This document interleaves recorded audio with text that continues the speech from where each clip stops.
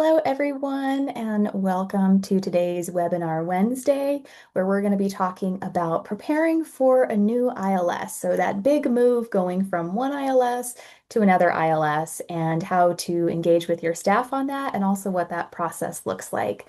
My name is Ria Stark, and I'm Director of Marketing here at TLC. But before my tenure at TLC, I worked in public and academic libraries and have gone through a few different ILS migrations and system-wide reorganizations. And I am joined today by Sherry Banks, who is our Director of Operations here at TLC and has had 36 years of implementation experience here. So she's seen a few things through our implementations. And also with us is Amber Downs, who is one of our project managers here at TLC. And like myself, Amber has also worked in libraries prior to coming to TLC and has done anything from youth services to being a library manager. So she's got a lot of experience and a lot of different hats that she's worn throughout her career. So we are looking forward to sharing some good information with you today. Before we jump into it, though, I do have some housekeeping reminders per usual. We are live this Wednesday afternoon, which means that you all have the opportunity to ask any of us questions. So please do that throughout the presentation using that questions tab at the bottom of your screen, and we will get to those at the end of the presentation. And the other thing is that we are recording. So if you would like to watch this again or share it with one of your colleagues, that link will be available starting tomorrow on our website, and you'll get an email reminder for that as well. So, without further ado, our agenda for today is going to be first preparing your staff mentally. So, I'm going to talk through the before, during, and after of picking out a new ILS and ways to get your staff engaged with that, and then pass it over to our implementation experts to talk about what that looks like from TLC's approach. So, preparing and migrating the actual data itself and the process of an implementation from our library.solution perspective. So with that, we're curious who all is in the room today. So I'm going to launch a poll. This has a couple of questions on it. The first being, have you been through an ILS migration before? So maybe this is a not yet. Should I be worried? No, you don't need to be worried. All the way up to yes, I've done this more than once. So a couple of options to select there. And then the second question you'll see on that poll is, where are you at in the process? So are you thinking about switching systems now? Are you actively looking for a new vendor? Maybe you've already selected your vendor, you've completed a migration recently, or maybe you're not sure. You're just here for the company, and hey, that's fine too. We're glad to have you. So I'll leave that up for just a moment. We've gotten a few responses.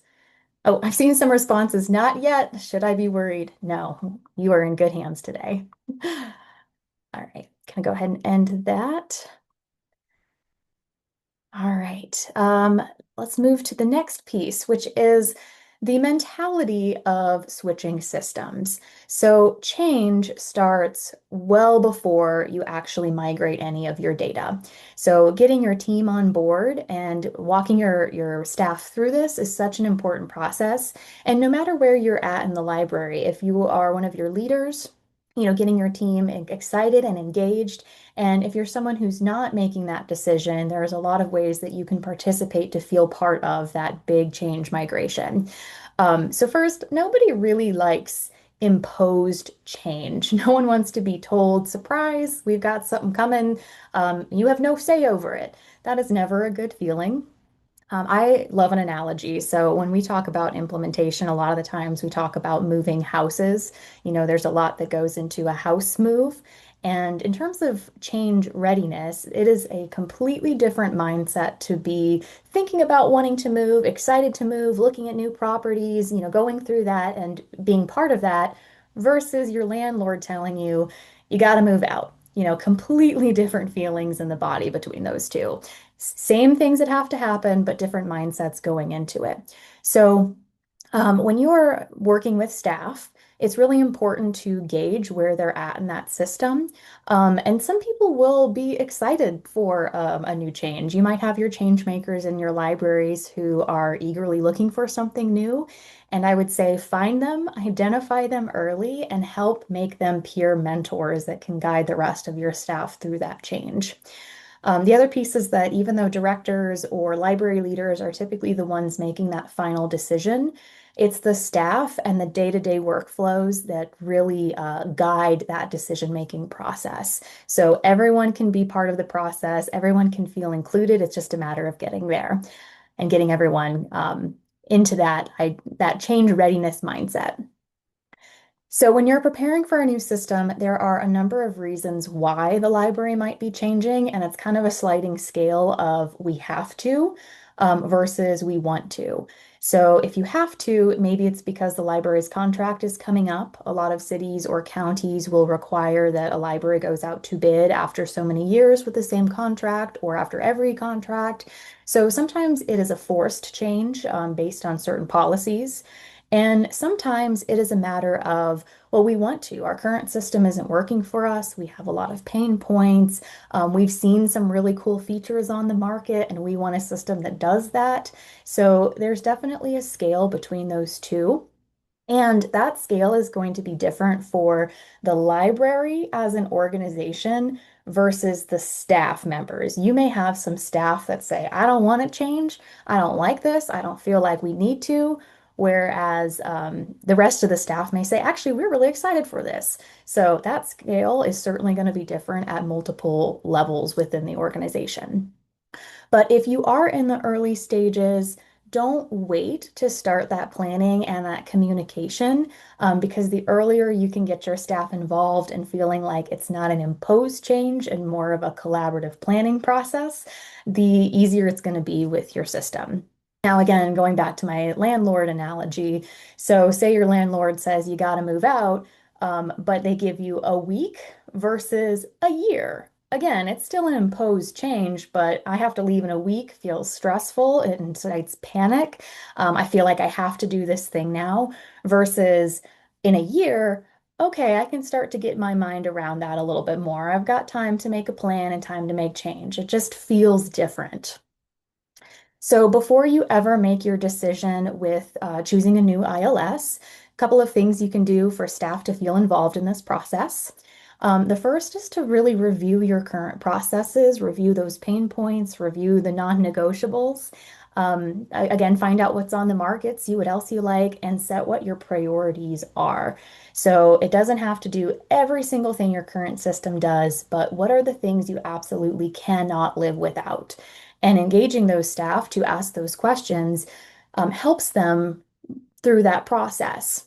So, for example, if you have a very complicated circulation policy that depends on specific patron card types or specific item materials, or different libraries in a consortia have different borrowing processes, and your current ILS does that, document it because you're going to want to be able to have those same things happen in a new system. So that would be a non-negotiable.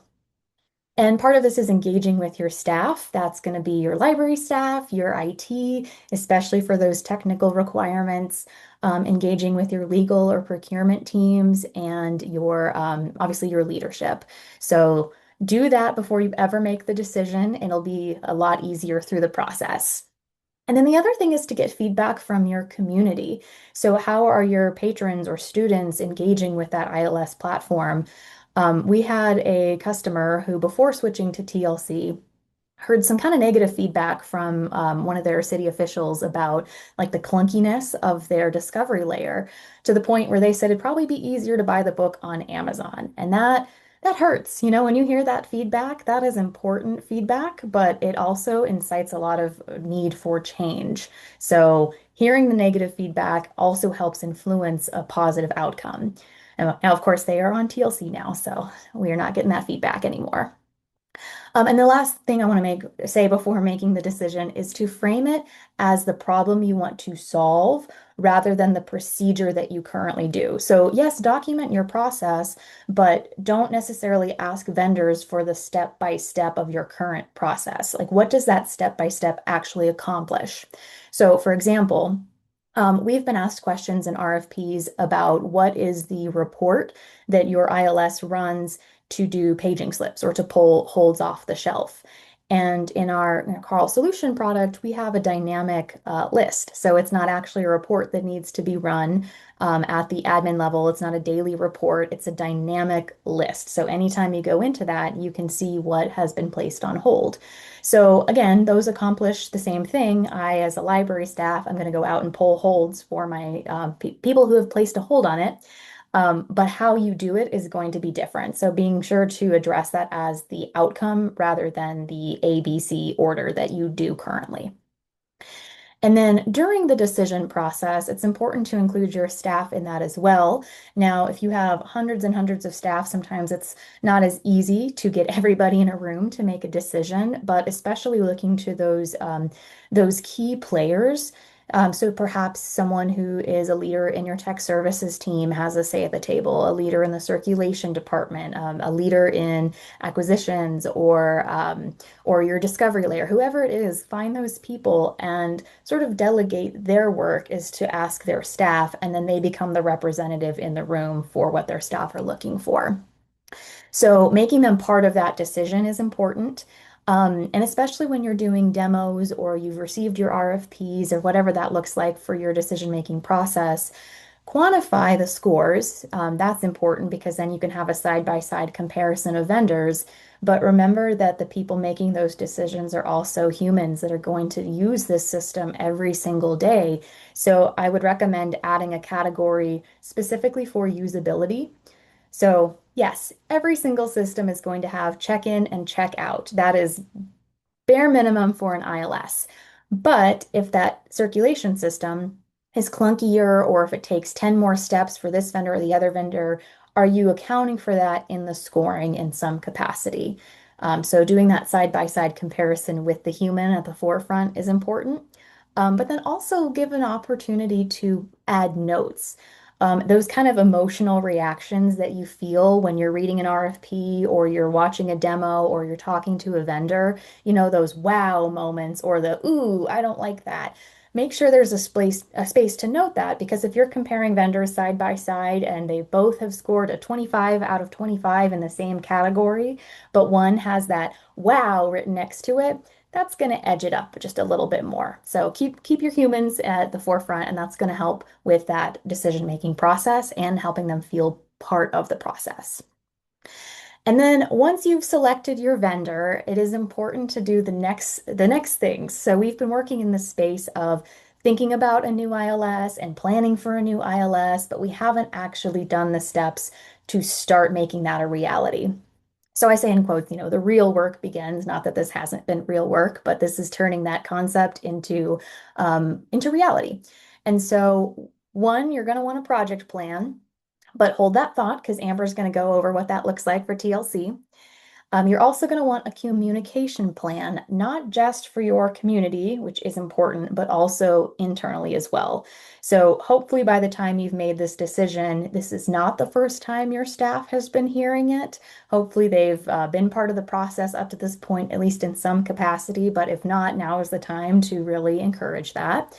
And then part of that is to identify who those impacted staff are going to be and what level of impact they're going to have, because someone who has to change their entire processes, you're going to want to get ahead of that sooner rather than later. And then, of course, letting your community know because this is going to be a big change for the way that they engage with your library system. So keeping them informed as well.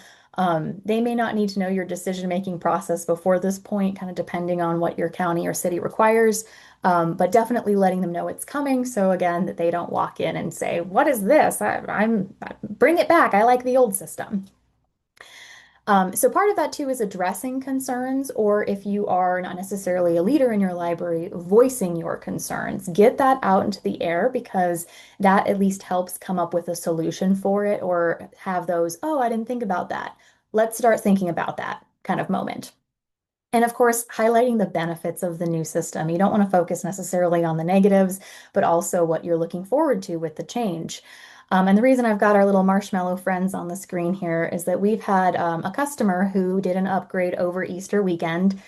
So not a full migration, but a big jump from one version to the next. And their marketing team leaned into the theme of that and did, a peep this newsletter. So updating their staff, updating their community. Here's the things we're looking forward to with this change. So staff, get ready for these couple of things. Here's your checklist of things you're going to want to check for or document before we go into this upgrade. And here's what we're excited about. So keep them in the loop. And then the follow-up to that is having motivation checkpoints. So throughout that project plan, there's going to be a number of spots where you can pause and take a moment and celebrate a little bit. Oh, like, yay, we've moved our data, or we've extracted our data. There's a few spots, and I'll let Amber speak more to that and the specifics of it. But having those kind of gamified or milestone check-ins are really encouraging for your staff to see the progress and to still feel part of that story as it's happening. So we did have one customer who worked with our marketing team to get our Scout put onto some shirts. So they printed a Scout shirt for everybody in their school system and then all planned to wear it on their in-service day. So that was kind of a nice, like, hey, this is a change, but you know what? We're all in this together. Really nice team building activity. So having a couple of little checkpoints along the way is great, but then once you've gone through your post, or once your post go live, you're officially implemented, being able to have that larger celebration, whew, with this projects, the big part of it's over, we're able to celebrate, and whether that's t-shirts or cake in the break room, whatever your library budget is, honoring that process and having that kind of final decision, or not decision point, end point makes it official. All right, so if you've gotten to this point and you're like, well, we're really close to a migration and I haven't done any of this so far, am I behind? No, you are not behind. All of this helps. This is a primer to get started, but the key thing is just getting your staff involved. So if you haven't, spent 2 years planning for a new implementation and you're just getting started, start today. It doesn't have to be a 2 year long process. It can be checking in with them, talking them through it, and it's more of an abbreviated timeline, but still including them in the process. And so you don't need to know everything before the project begins. You don't need to change all of your data before the project begins. You don't need to have documented everything before the project begins. It is just really helpful if you do. So if you haven't done it, that it's okay. Our implementation process is designed around making sure that you feel comfortable when you're switching systems. So if you haven't done that pre-work before, we help you through the logistics and the data processes, which Sherry will cover in a moment. The thing that we can't always help with is the staff mentality. That's where we're relying on you to help your staff get through that process. And so, starting early, having the conversations, and really devoting time to the process helps with all of that. And as we were preparing for this webinar, Sherry shared one of our quotes that we have on the implementation room at our headquarters, which is this quote that's right here. Every job is a self-portrait of the person who does it. Autograph your work with excellence. So from our perspective, we are signing every project with excellence because we want to make sure that you feel comfortable with this implementation. But also, we hope that you're showing up and signing it with excellence too, because it really is a partnership of working together. So with that, I'm going to pass you over to Sherry to talk a little bit more about the common concerns we see pre-migration. Sherry? Yeah, thank you, Ria. So the TLC implementation team has been delivering LibraryDoc solution for well over 30 years. The TLC team is highly experienced, and believe me, we've seen it all. Part of the work our team does is data cleanup that you and your staff may not know you need, or maybe you do know you need it and you just don't have the time to complete the work. We have a lot of standard processes we use during our analysis of the bibliographic data, such as normalizing ISBNs or setting proper non-filing indicators as examples. We can also review any specific data concerns you have about data cleanup where logic can be applied to specific elements. For example, if you would like certain collections to be removed from your bibliographic file, we can do that. Or if you want call number prefixes normalized, we can and you can provide some specific mapping, we can help with that too. We also add RDA fields to your records during data processing, which saves your library untold hours of cataloging edits. And we will provide you with a database built from a cleaner MARC file than what you provided to us, and a database that allows for improved discoverability. We also perform an in-depth examination of the library's holdings field, including your item barcodes. We determine if there are any duplicate barcodes in the data and discuss with you what solutions we can provide to ensure all items are included in the library.solution database.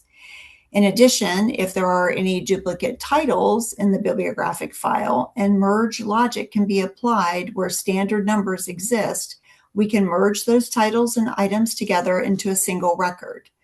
Every record provided to TLC for examination during implementation is included in the final database, and if not, we provide a report explaining to you why the record was not included. Nothing that we handle hits the cutting room floor without accounting for it. The pre-migration work also includes how we handle borrower records, parsing all the elements that we see in the source borrower file, and how to map those elements to fields available in the borrower records in library.solution. Specifically, we talk with you about borrower types and how those types control circulation rules, as well as borrower and circulation statistics that you want to gather for your state and local reports. Circulation rules and system permissions are developed so that we can ensure proper access to the application by your admin staff members, your circulation staff members, and even volunteers. Based on the files provided and your feedback during implementation, we can also review other transaction data, including borrowers, fines, and holds, and perform a full transaction migration, even if you want to exclude some of the data based on the age of the record or the transaction. Amber, I'll pass it over to you. Thanks, Sherry. Yeah. I'm going to talk a little bit about the 5 phases of implementing with library.solution. So these phases include plan, design, build, test, and deliver. And we'll walk one by one through each of those and give you an idea of what to expect for each of those phases. The first phase is, of course, the plan phase. Planning begins internally once an order is received. So even before the TLC team reaches out to you, once we hear that the order has been placed, we start discussing internally, meeting with other internal stakeholders, and reviewing the order and putting together the team that will be working on your specific project. At that point, once we're ready to reach out, we'll go ahead and reach out to you and schedule a project kickoff meeting. We'll talk a little bit more about that later. But the TLC team is already hard at work putting together the beginning portions of your project before we even reach out to you with that very first phone call. The plan phase is a period of weeks. This is where TLC is going to review files from your legacy ILS. We'll talk a little bit more about that later. And of course, data must be approved as usable to move forward. And of course, we'll get you a project timeline, which again, I'll talk more about soon. So the first time that you will be interacting with the TLC implementation team is our kickoff call. This is an opportunity to meet, like I said, with the implementation team, your salesperson, and your library representatives to review the order and discuss next steps. We will pull up your order and walk line by line through all of the items that you have ordered to make sure that both you, your salesperson, and your implementation team are all on the same page about what products we'll be delivering for you. As well as we'll have the opportunity to ask some questions and get an idea again so that we can start building your instance of library.solution. Learn a little bit more about maybe some of the vendors you work with.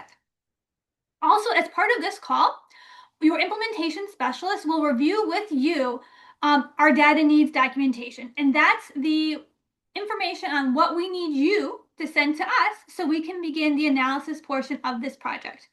We can't migrate from a legacy ILS to a new one without all of that data. So we've got to look through that, comb through it, and make sure everything lines up properly. That means if you want to send us birthday in your legacy ILS and you want birthday in library.solution, we'll make sure that that field is sent to us. Additionally, maybe you used to have a driver's license number and maybe you don't want that field anymore. We'll make sure that we exclude that information as well. This also means we'll get a pull of your MARC records, a MARC file, that we'll begin to use to put together all of your records. And then, of course, we'll also get started on your holdings codes and all of that. Additionally, in our kickoff call, we'll review the TLC resources and tools that we'll be using on this project. So the project timeline. I talked a little bit about this coming up. The project timeline is what we'll put together once that data is approved. Once we've looked at your legacy ILS info, we've decided it's all good, we can use that. We'll get more of it later, but we'll use this to get started. And that timeline is going to have all the key dates of submission of data for your test migration, your final migration, cataloging needs, as well as what needs to be sent and when, and additional information so that you can maybe post this up on the wall, make sure it's by your desk and available for your team to know what's going on and when. Lastly, this documentation will have the day of your go live, and ideally we'll have your training dates pretty solid by that point as well. So your team, internally the library team, and then when you begin communications with your community of borrowers, we'll all know when exactly the switch over to your new ILS will begin. Lastly, the project timeline is what we use to start the clock to begin your implementation, the 12-week implementation into library.solution. So this is a big key point in your project. So once we've got your data has been approved, we're going to begin our weekly implementation calls. This is a weekly touch point between the implementation team and the customer. You have the option to include any stakeholders at the library. And I loved what Ria said about change makers. You may want to include some change makers on your team that can kind of influence the rest of your library team, especially if you have some people that aren't so sure about this change. We have libraries that like to include people from maybe a cataloging department, a youth department, or another branch. This is going to be the core team that will be working on the implementation itself. You'll be meeting weekly with the TLC team, which will include your project manager, which will kind of oversee the general project, your implementation specialist, which is going to be doing a lot of that data work behind the scenes. You'll be talking with them about your holdings code, your borrower files, all of that. Additionally, you'll have an instructor that has been assigned to your project from the beginning. They'll even attend your kickoff call. That means that when we get to your training dates, your instructor will have been along for the entire process and will have a thorough understanding of how your specific library does business. That team combined, out of all the individuals that hold those roles, have over 200 years of combined experience. So even if you haven't been through an ILS migration before, we have. Additionally, in that implementation call, we'll talk about, or in those implementation calls, we'll have some additional project tools that we'll use. Next, we're going to move into the design phase. Over the course of several weeks, TLC will be working with the library to collect specifications for the setup of, again, your specific build of library.solution. This includes information like borrower types and holdings codes, which you'll work with your implementation specialist to gather. We'll have documents and forms that we'll share to make sure that we get the exact specific requirements for each of those. Also, during our weekly implementation meetings, we'll be doing our iteration calls, where we'll walk through in an iterative process through the library.solution modules and get all of your specific design options for things such as PAT configurations, staff access, how your library does finds, how your library does lost items, how your library does hold. We're going to gather all of that information so that on the day you go live with library.solution, it's going to work exactly how you want it to. Now, this could be exactly like your old ILS, and we could be carrying over all of the previous information, or this could be where we make a couple changes and you make some updates to some of your procedures or policy. This is a great chance to maybe change how you allow holds in your system with the new ILS. All right, so we are getting close to the finish line. We've entered the build phase. This is a period of weeks where TLC programming team will be establishing the process for the migration of your data based on all of the specifications that we went over in the design phase. This is going to include the creation of your library.solution database and, like Sherry mentioned previously, the inclusion of additional RDA fields. So you're going to have a pristine database with all of your MARC records in there, and they are going to look good. Also with that, we'll be creating and testing your library.solution database in a separate internal test database that we'll talk about shortly here. All right, test. This is one of my favorite parts of this process. The test transaction migration is created, and we present that to the customer. The process takes a couple days and will be reviewed in the weekly team meeting. So this test migration takes place a couple weeks prior to your go live with library.solution and is essentially a dress rehearsal. So we'll get together in a call and we will show you in our test database your borrowers, your transactions, your fines, if you've got fine history, other items. We're going to show you all of that to show a proof of concept that everything that we've done, all of the work, has been a success. This is also your chance to ask questions and look and see if there's any additional maybe borrower records you'd like to look at to make sure that what's populating in the database reflects what you are expecting to be coming over.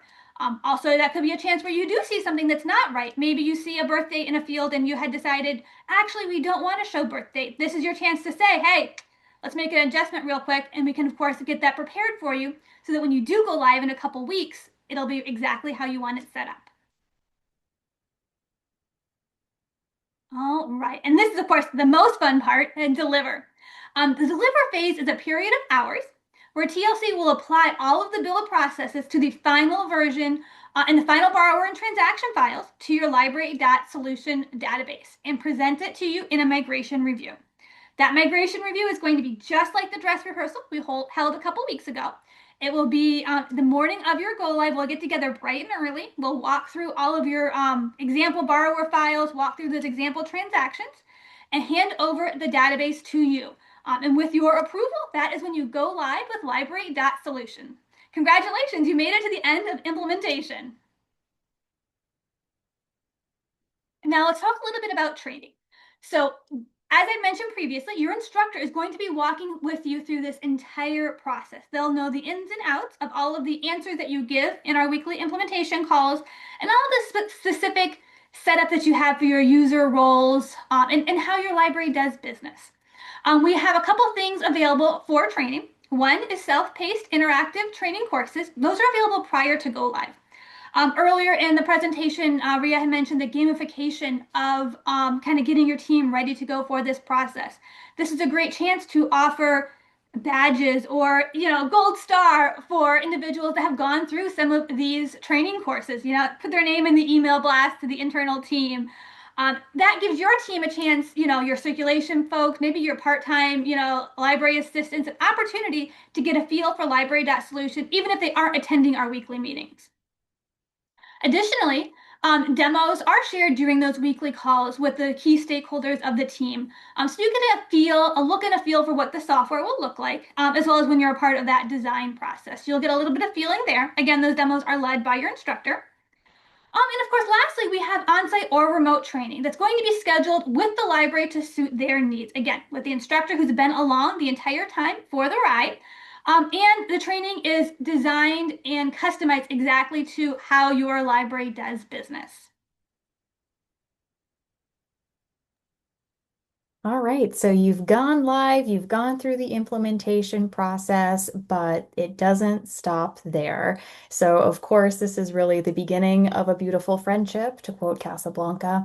It is the continued relationship building that really helps with that implementation. So now that you're in your new house, using our original analogy, there's still a lot to do. You've still got to unpack, you've got to figure out where your utilities are, things like that. So in the TLC language, we do a support turnover. So implementation will introduce you to your support team and get you familiar with who they are, what the process is. But of course, we have that overlap. So your implementation team is still available and still has access to that project. And that typically happens about 3 to 4 weeks after go live. So it's not like, okay, you're live, bye. It's more of a nice handoff to show you who our support team is. And we have that built into the process throughout. You'll notice when Amber talked about our weekly implementations, you have your sales rep in the room on your kickoff call too. So all of that conversation that's happened with sales continues into implementation. Then you have implementation, and then there's that overlap with support. So we really are holding your hand through that whole project. And so once you are in your continuous ongoing support role or support phase, so that's going to look like 24/7 support. And then for the first 3 to 6 months after go live, we also do monthly check-ins. So this could be, once you're in the system and you're realizing it, how things are working, you might need a couple of minor tweaks. You might want to offer more training. There's any number of things that can happen after go live. While we've minimized that for the most part, once you're in a system live, there's going to be a couple of changes that you may want to make. Maybe, maybe not. And so we offer that opportunity for about 3 to 6 months after to have those check-ins. And then, of course, regularly ongoing, we provide webinars as well as roundtables. So for the first week of every month, our training team offers an introductory training to Library.Solution. And that's really nice for new staff that are coming on board. Maybe they weren't part of the implementation and they're just joining right after that switch over. It gives them an opportunity to have those trainings whenever that's needed for you, first week of the month. And then our training team also offers weekly webinars for everybody throughout the month as well. So there's plenty of opportunities to learn more about the system. And through our roundtables and through our ideas portals, you're also able to provide suggestions too. So if you want to see changes to the software, we encourage that feedback and have many opportunities for you to do so. And then, of course, we have our community platforms and listservs, so you can find really good resources and also communicate with other users of the system and have some kind of peer-to-peer collaboration, which also happens every year at TLCU, our annual user conference, which is 3 days in the fall and is a great opportunity to not only get face-to-face time with some of our product leaders, our support team, but also with each other. So you can talk amongst yourselves about the things that make sense for your library or questions you may have and hear from other libraries' perspectives. So these are just some of the ways that we continue that relationship long afterwards. And again, this is a big project. Moving to a new ILS is huge. And so the more support and communication you have throughout that, even before you've made the decision for a vendor, all the way through after you've switched, but you're still staying on the system for a number of years, that is a long project. And so we're here to support you as much as we can throughout the process, not only built into our standard implementation procedures, but if you have questions, we encourage you to reach out at any time, and we're happy to talk to you. So we are also used to 2-year long sales cycles at TLC. We understand that these decisions take a long time and take a while to get everybody on board mentally with that change readiness mindset or contracts to expire or whatever it is. So we are used to that and we're happy to help throughout the process. So with that, I'm going to turn it over to our question section. So while folks get a chance to type their questions into that questions panel, I'm going to launch one more poll. So this is our more info, more info poll. So if you would like us to contact you after this webinar to get more information, please click that yes. We'll follow up via email. Otherwise, no hard feelings, not at this time is a perfectly acceptable answer. So I'm going to leave that up for just a moment, and then I will switch over to our questions panel. And it looks like we do have a couple questions coming in so far. So Sherry, I'm going to direct this one at you first. So the question is, what is the best format to move our data over? Yeah, so for title and item records, we prefer standard MARC format with a local holdings field identified. Sometimes it's an 852, for example, sometimes a 949. And if you have any documentation describing what the structure of the field is, that's always helpful as well. For transaction data, such as borrower records, fines, holds, things like that, we prefer a delimited file, so it can be a tab delimited, a comma delimited. If you run a report from your current system and you can save it as an Excel spreadsheet, we can use that. So long as that data is in some sort of delimited structure, we can usually parse out the elements that we need. Having a header on the file is also very helpful as well. Great. Thank you, Sherry. Our next question I'm going to pass to Amber first, and that is, can you talk a little bit more about the timeline once we've made our vendor decision? Yeah, so as I mentioned, the first step, of course, is working with your salesperson, getting that order in.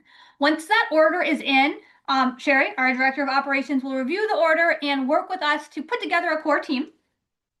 That's usually a pretty quick process. We really like to jump on things, especially when if the sales team does alert us, hey, the end of life of their legacy ILS is coming up, we're going to work with you to do our best we can to, meet your deadlines. But at that point, we'll get you a kickoff call. And this is a period, like I said, a couple weeks. Um, and then once we've done the kickoff call, we will get your data. Once the data is approved, we have a 12-week process to get you to go live.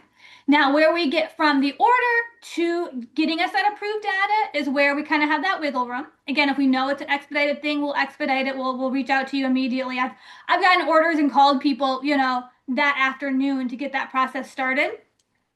But I usually like to give you a couple weeks there to get your ducks in a row, get anything that you need to be taken care of. Maybe you need a signature on something to get data sent.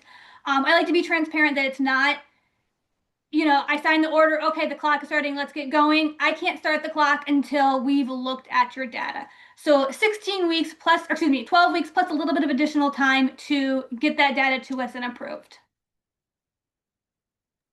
Great, thank you, Amber. I'm not seeing any more questions coming in. If you're typing one now, go ahead and hit enter so we know you're out there. But while we wait for that, I have a question for both of you, which is if you could say one thing to help libraries make this transition easier, what would be your one bit of advice? And folks, I'm putting them on the spot for this one. I did not tell them I was going to be asking this, so whoever comes up with an answer first. I think that my piece of advice would be to give yourself time for the project. Um, if you're in a busy season of work, of life, we have all these other things that are part of our lives, our families, external forces. Um, Obviously, things happen when they have to happen, but if you have an opportunity to bring in some more colleagues, we've had customers who've had issues just managing everything because yeah, life happens. There are things that happen in our lives. If we can have additional people on our team from the library that can help share the workload, that really helps our customers know that they have people to support them. And of course, the TLC team will always support you and will always be there with you to pull you along. Some of our customers are great and they got everything on time. And if we need to make adjustments for you or we need to walk you through, maybe you're having trouble with the workbook and you're kind of struggling there, we can work with you to make sure that the work is completed. But having other additional people on your team to, just bounce ideas off of and to share the load, I think goes a long way. Yeah, great Yeah, and to answer. follow up, yeah, and to follow up what Amber said, we also have some overlap on our team so that we have different perspectives coming into the process. I guess my piece of advice would be to trust us. Um, we are in a partnership. Once you join the TLC family, you're in a partnership, and we have a lot of experience doing this. Like I said, there aren't really any unicorns out there anymore. We've seen it all, so we're happy to walk you through everything. And just we want to deliver a turnkey system to you, and just trust us with the process. And we would look forward to working with you. Yeah, perfect. Thank you both. I think really to reiterate, you get out of it what you put into it. So yeah, trust us, but it's also this group effort. We're both working towards the same end goal. So completely agree with both of your answers. And I don't see any other questions, so I'll go ahead and move on to just some follow-up. So if the RFP process sounds really intimidating, or if you're on a shorter timetable than some of the things that we've mentioned here, we do have a few options to skip the RFP process legally through awarded memberships, so GSA, Choice Partners, and Equalis Group. So if that is interesting to you, please reach out. We can talk you through that. And then otherwise, this recording will be available starting tomorrow on our website at tlcdelivers.com/webinars. And that's also where you can go to sign up for the next one, although I think our next one isn't until September. So you will get an email reminder when that one is available. Sherry, Amber, thank you both so much for joining us for Webinar Wednesday today. It was great having you on the program. All right, we'll see you all next time at the next one. One moment. Don't usually do the screen share and end it. There we go. All right, bye everybody.